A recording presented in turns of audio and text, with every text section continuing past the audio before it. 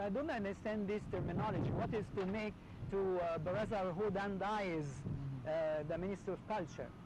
Culture in itself is a liberal thing. It's against the mainstream. It's against what is static and what is fanatic. Yes. Culture always calls for something new. You understand me?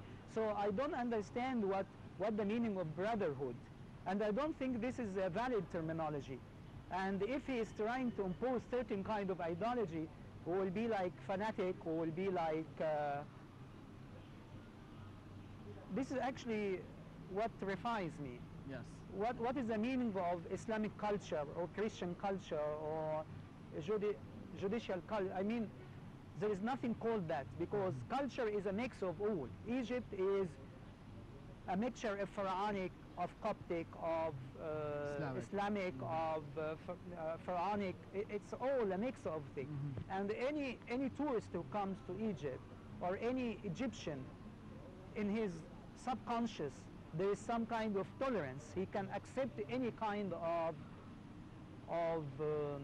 culture activities in front of him. Yes. That's why Egypt is considered as the birth of civilization. And it has to be like that all the time. It doesn't have any... it has a unique culture, which is what we call it the hyper culture, or what we call the mix of cultures. So if you want to impose something upon it, I think you are going to destroy its cultural identity and the cultural prestige.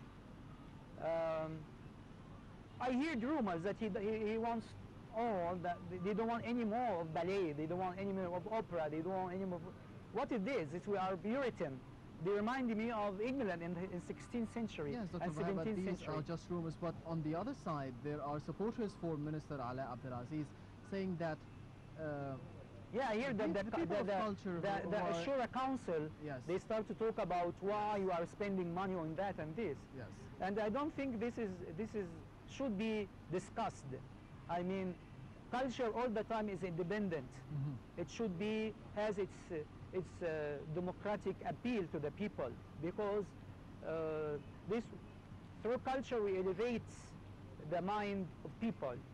And also, for me, culture is like religion. You know, if you teach people how to read, how to be morally good, how to respect your identity, you respect your culture, you play music, you sing, you read Quran even. I mean, all these help people to develop their senses and feelings and to promote and elevate their thoughts. Yes. So it's same like going into mosque. You understand? That's why paying money for culture is same paying money for spreading Islam. Yes, of course, this is your opinion, Dr. Bahaa Abdel Maguid, but tell me more about the supporters of, this is the other side, of course, of discussion, for the supporters of the Minister of Culture, Dr. Ala Abdelaziz. They are saying that the people at the sit-in and the protesting at the premises of the ministry itself are just monopolizing the voice of the Ministry of Culture. Do you agree with that? Do you think that the people who are sitting in there or protesting there just want to be heard in their own ideas, own opinions? I think sit-in and demonstration one of human rights. I mean, we have to listen to them. Actually, if you ignore them, you are doing harm to the Minister of Culture and the Egyptians as whole. I mean, if you ignore people and say let them sit and let them do whatever they want, and we'll go on doing what we want. This is actually, you are creating sectarian problems and sectarian violence among people. If you say people always who ask for reform and who ask for a change are against society, this is wrong. Because the people who are demonstrating and people who are sitting in are the people who carry the Egyptian culture and Egyptian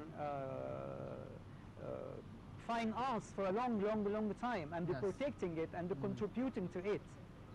And so if you ignore them and say, no, they are just people who are paid, or we will not listen to it, you are harming yourself and harming the Egyptian, because some other countries like Opera Moscow and Opera Paris, they hanged and they hanged their activities in coalition with the Egyptian Opera House. Yeah. So people outside, and I think we have now the Society, International Society for Theatre, which belongs to UNESCO, and we have an Egyptian branch.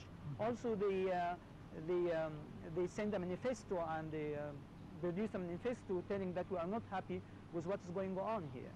And so if Dr. Ala Abdelaziz wants to continue, he has to come out to the people and tell them that these are things which I am going to do, and this is my agenda, and he has to guarantee that he will not hurt the Egyptian culture or something like that. Speaking of agendas, during the past 2 years after the revolution, we've had 7 different ministers of culture, and still we don't have much of a change in the ministry, of course, and the policies of the ministry. What do you see the problem is there?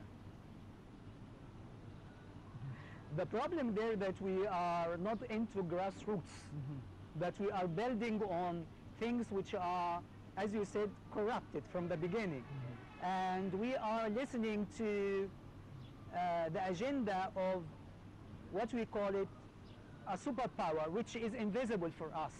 We don't know exactly what we want from the Egyptian Ministry of Culture, actually. We don't know. At the beginning, we have the army telling the ministers what they should do. And then we have the other ministers or prime minister telling the minister of culture what he should do. So we don't have what we call it a scientific base for the image of Egyptian culture for on the long run. Do we have what we call it an open and tolerant culture, which it should be continued forever without kind of a change? Or should we have fanatic and we should have extremist culture, which only call for one single opinion or one single party, which it should be there only?